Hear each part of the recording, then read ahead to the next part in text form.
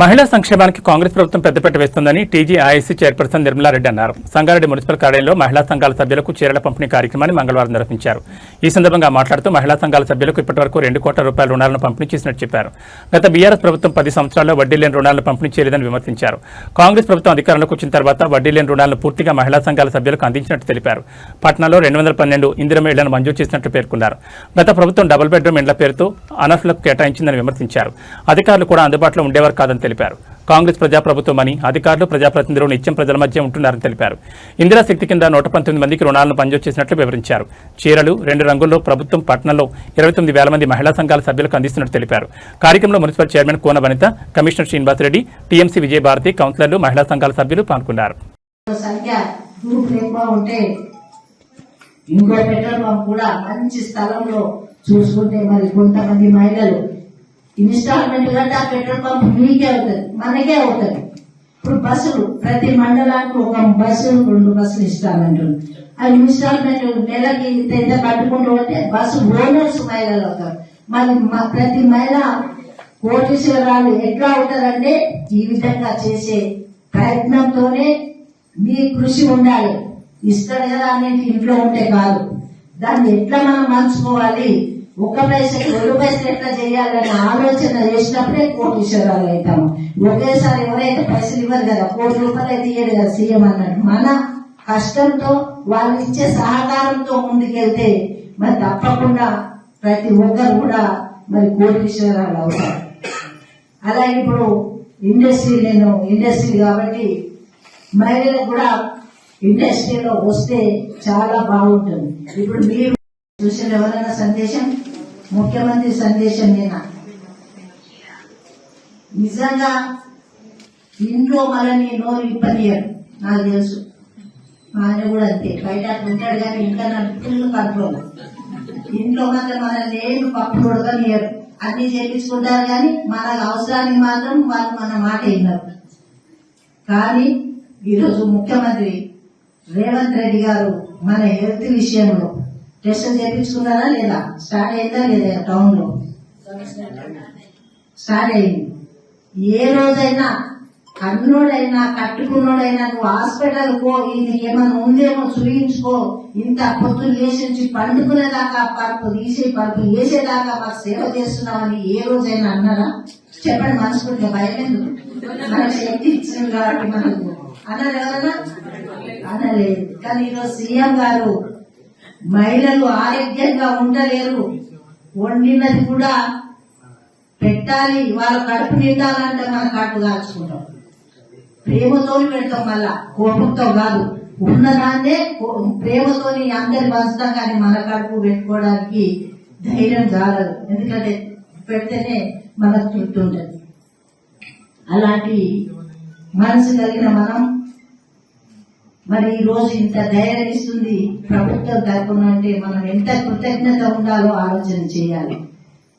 మరి ఇక్కడ తమ్ముళ్ళు నాకు కోపం వస్తుందేమో కానీ ఏదైనా మాకు ముందు చూపు ఎక్కువ ఉంటుంది. తమ్ముళ్ళు నిజంగా చెప్తారు. ఇప్పుడు 2 అన్నదమ్ములు ఉంటే తప్పు పట్టదు, పెద్దతనం ఎవరు చేస్తారు, ఎవరు విషయాలు వాళ్ళు పెద్దతనం చేస్తారు. కానీ ఆడవాళ్ళని ఏం చేస్తాం, బావగారు ఇట్లా తప్పు చేసి మీ అన్న ఇట్లా తప్పు చేస్తున్నాడంటే తమ్ముడు ఒప్పుకోడు.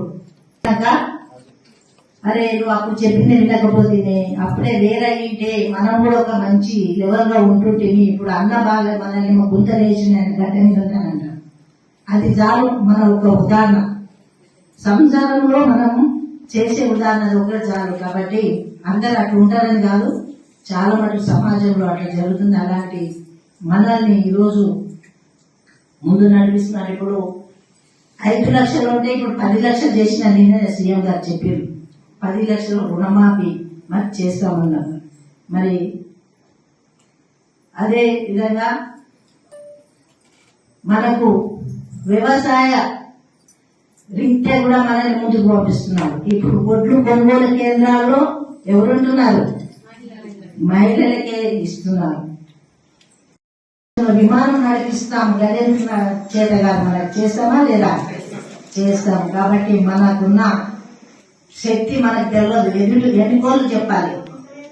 మనకున్న వెనక వాళ్ళు నువ్వు చేసుకోమంటే తప్పకుండా చేస్తాం, చెయ్యమంటే అధైర్యపడి ధైర్యం పోయి వెనక్కి వెళ్ళిపోతాం. చేస్తావు అనే ధైర్యం ఇస్తే అలాగే ఈ రోజు మన ముఖ్యమంత్రి గారు మనకు ధైర్యం ఇస్తున్నారు. అలాగే మనకు ఎంబడుంది ఉందా లేదా సీతక్క, ఉక్కు మనిషి, ఏ దానికైనా భయపడదు. మరి ఆమె చూసాక మనం ధైర్యం తెచ్చుకోవాలి.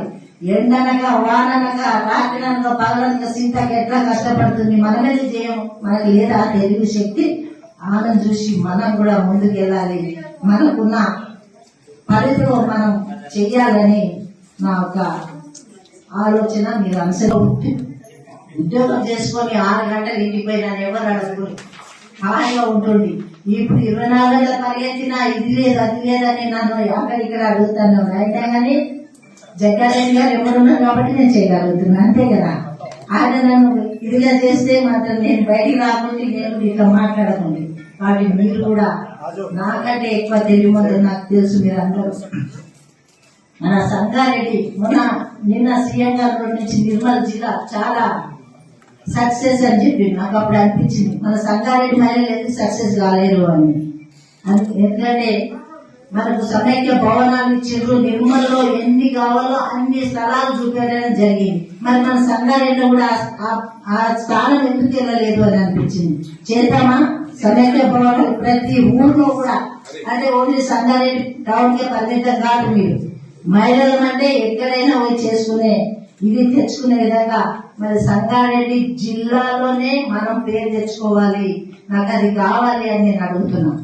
నాకు నిజంగా బాధ అనిపించింది. అదే సంగారెడ్డిలో ఒక్కసారి అవకాశం నిన్న ఇవ్వలేకపోయినా అంటే మనం ఏం చేయలేము కాబట్టి నేను అవకాశం దొరకలేదు. మనం కూడా ఆ స్థాయికి ఉండింటే మనకు నిన్న మాట్లాడడానికి అవకాశం ఉంటుంది. నెక్స్ట్ మళ్ళీ ఏదైనా ప్రకటించినప్పుడు మన సంగారెడ్డి జిల్లా కూడా మంచి స్థానంలో ఉంది, మహిళలందరూ ముందుకు వస్తున్నారు పట్టుదలతో అనే విధంగా మనం కూడా చూపెట్టుకోవాలి. సరేనా, చేద్దామా? మరి ఎన్ని చెప్పినా గత ప్రభుత్వంలో గ్రూప్ లో ఉండాలా ఉందా. ఇక్కడున్న కొంతమంది చెల్లెలు అన్నారు, మా పైసలు మేము పొదుపులో వేసుకుంటున్నాం, ఆ పైసలు కూడా మా ఇంట్లో ఎవరు ఇస్తలేరు అనే విధంగా ఉండే. ఈ రోజు పెట్రోల్ పంప్ బాగా నడిపిస్తున్నారు, పెట్రోల్ పంప్ బాగానే ఉంది కదా. ఈ రోజు సంగారెడ్డిలో నంబర్ 1 పెట్రోల్ పంప్ ఏదంటే బైపాస్ రోడ్.